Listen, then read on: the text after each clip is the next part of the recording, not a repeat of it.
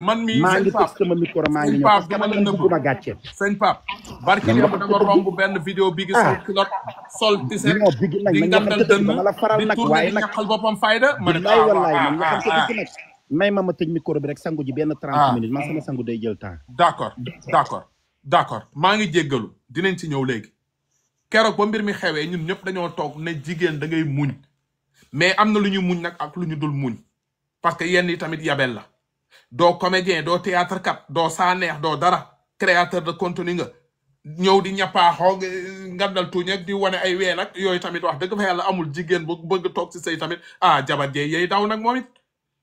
bigi wax dëgg fa yàlla retournement de situation day am de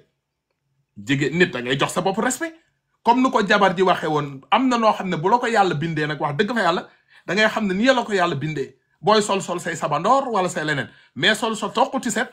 ak sa kilot di pàccaaxoog di ñappaaxoog di mel ni jabar ji ngay kookoli fekk sa bopp ngay kookoli arrêtel nag neexoo faral de faralu ma la sax wax dëgg fa yàlla dëgg rek lañ doon wax waaye nii nag wax dëgg fa yàlla amul benn jigéen bu bëgg góor bu yambar tamit wax dëgg fa yàlla góor day dëgër non waaw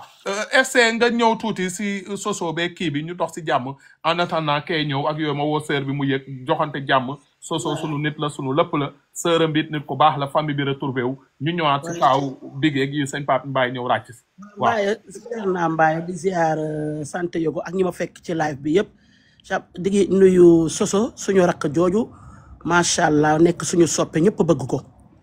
man tey duma def lu dul dama kontaan ndax bi ñu dégloo sëram ba pare tey biñ nee soso mi ngi ñëw rek xam naa ñëpp tiitoon nañu mais macha allah mu ñëw rigueur ñëw tey wax yoo xamante ni vraiment tey xol yëpp sedd na ndax nii mu ñëwee tey am na ñoo xam ne xëy na tey ñëwuñ ci suuf xaareewuñ ko waaye mu ñëwee ak mature ñun nag ñu yàgg ko suivre ndax nag réseau yi yàgg nañ fi mu nekk xale bu ñu bëgg nag bu ñu nawloo man dama ko naw ci benn côté tey déglu nañ grande sœur mais man dama ko nawloo ndax gis naa ko tey mu gàddu jëkkëram gàddu yaayam ànd ak moom yóbbu la ñu siyaare ji yonent bi kon loolu rek tey